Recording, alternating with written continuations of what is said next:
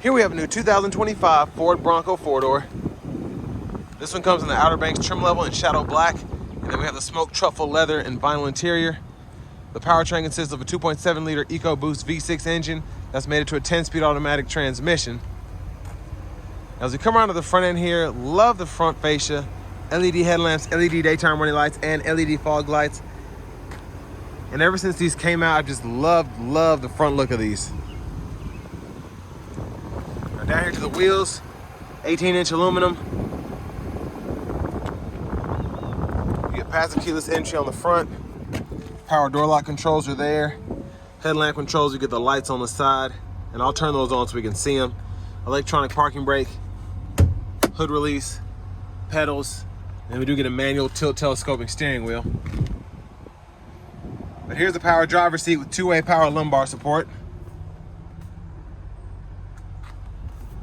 And I want to give a huge thanks to Ford of Franklin for allowing me to review this Bronco today. I'll leave a link below in the description. But if you're looking to find the best price on one of these closer to home, click that second link down below. It takes just a minute to fill out your information, and I'll make sure the local dealers are fighting to get you the best price on this or whatever new vehicle you might be interested in. But there's my space there. Not the most spacious in the back, but I do have the seat up front adjusted for someone of my size, being 6'3" with longer legs. And I could probably scoot the seat up quite a bit actually now that I'm looking at it. But still, these aren't made for the basketball team, but. And there's the roof there if you want to remove the panels. You do get one-touch up and down windows on all four doors, so that's for the front, or that's for the back, excuse me. And then rear AC vents are there. Then if you fold down this middle part of the middle seat, two bottle holders.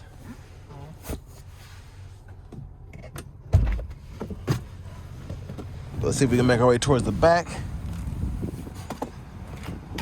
If you want to adjust the child locks, there are the instructions for that.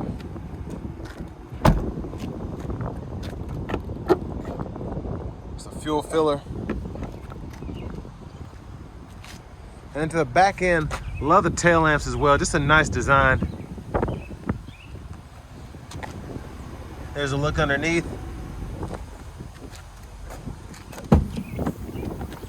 Trying to get the outside portion done really quickly. I've just been having the worst luck with this freaking wind. This weather's been crazy.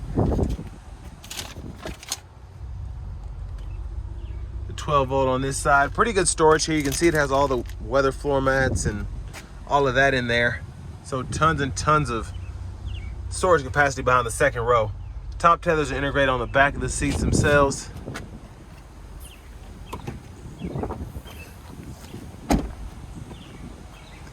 And then to the rear passenger side, if you want to fold the seat down, just pull that there and then take the headrest out of the way and whatnot, and you can get it going. And then pretty easy to just put it back into place, and then you have a little bit of recline there, but for the most part,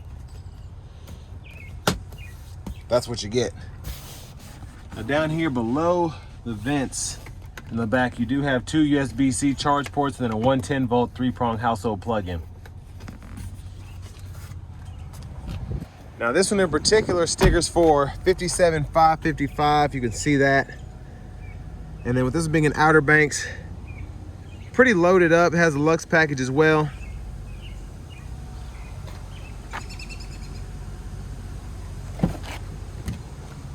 And then our front passenger seat, we get power with two-way power lumbar support. So that's one of the best things about this trim is you do get those power seats, and they really do come in handy. Lockable glove compartment there. And if you look up here up top, you do get two more USB-C charge ports up there.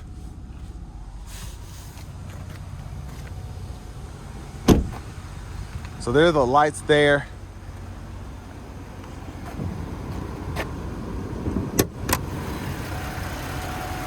Well, there's that 2.7 liter twin turbocharged V6.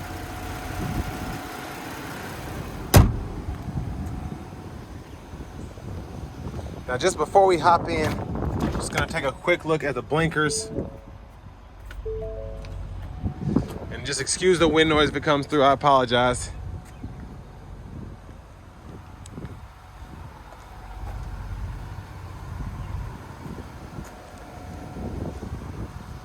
But now let's go ahead and hop in the driver's seat.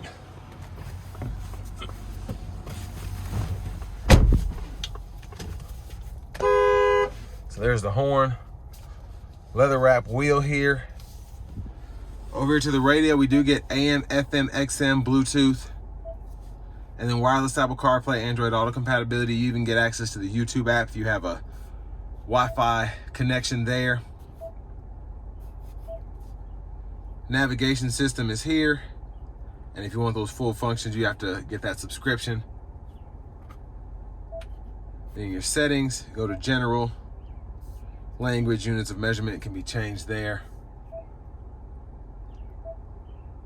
Then your vehicle settings are here.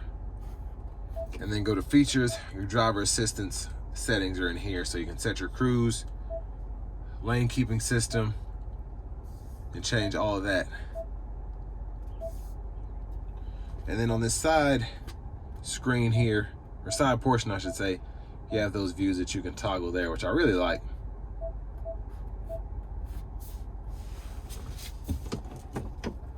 Backup cameras here, guidelines follow you as you turn the steering wheel.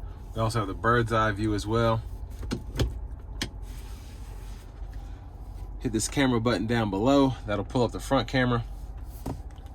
Volume knob, tune knob, and then you can toggle the auto stop, the parking sensors there, a few radio controls, dual zone automatic climate controls, and you have 3-stage heated seats and a heated steering wheel for the driver's side.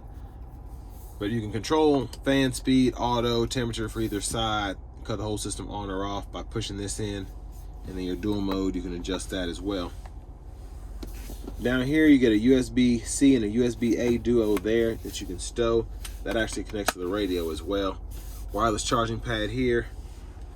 And then for the shifter, grab the lever behind, reverse neutral drive. And then we do get a manual mode here so we can manually shift using these buttons on the side of the shifter. Now for your GOAT modes, you do have normal, slippery, eco, sport, sand, mud ruts. And then you can also just choose between your 4-wheel drive if you want to do that. Those window controls, again, one time up and down for the front, same for the back, rear window lock there. And then we do have our power mirror controls. Center console cubby space, a 12-volt and 2 USB-C charge ports are in there. There's a look at the back seat. Sunglasses holder, lights there, garage door transmitter, and there's the vanity mirror. Now back to the steering wheel, blinkers, and then you have your intermittent wipers there, low, high, and then your fluid right there, and rear wiper here. Pull either direction there for that rear wiper fluid, and then the high beams. Now we have our adaptive cruise. Again, if you set that to standard, that'll activate that, but you can turn that on or off there. When in adaptive mode, you can adjust the gap there. Lane keeping system, you can toggle. Set your speed, cancel, resume, volume, down, up, and then tracklist, radio station presets back and forth there. Hit this to go to the main menu, and you can use these arrows to OK and this back button to go through your different options there. So you do have your off-road status, tire pressure monitors. So a lot that you can pull up here. Tons and tons of info. But then voice recognition, and then your Bluetooth button there. Push button start. Finally, here's the key fob with remote start. But next, let's go ahead and take this 2025 Bronco Outer Banks out on the road for a test drive. So starting the test drive in this Bronco here, really like having the hard top as opposed to the soft top. I just feel like the insulation here is that much better. But when we go on the test drive, I'll be able to kind of differentiate.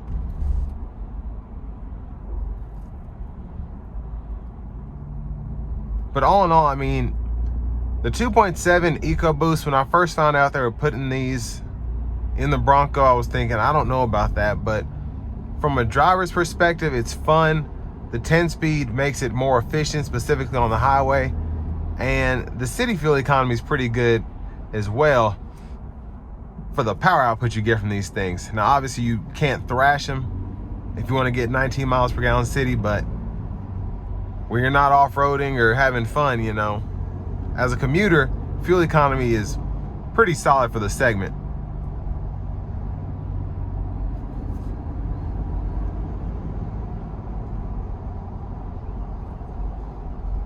Now, overall, just with this being four-wheel drive, the feel is it's very Wrangler-esque, I think. It feels boxy, it drives boxy, but it just has a modern flair to it. It doesn't feel like the old Broncos, but I guess at the same time, it's just different. You know, it's the Bronco of the 21st century.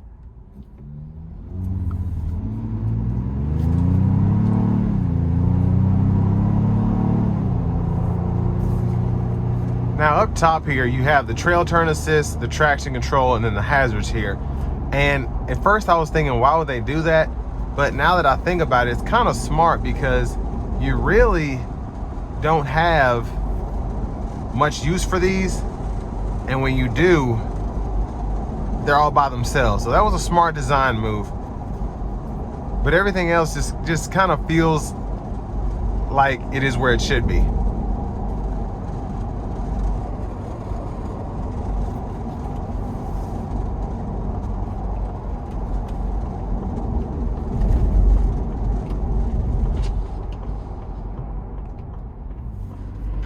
Now, a weird complaint I have, but a complaint nonetheless, is these windows have a mind of their own. Sometimes they'll just kind of open and they'll just be open a crack, and then you're like, where is that coming from? And then I have to like roll the window down and roll it back up. So that was just something I've noticed on this test drive in particular.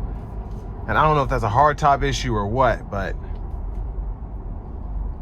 just found it, again, interesting. I have some space behind me. I'm gonna slow down here. Here we go.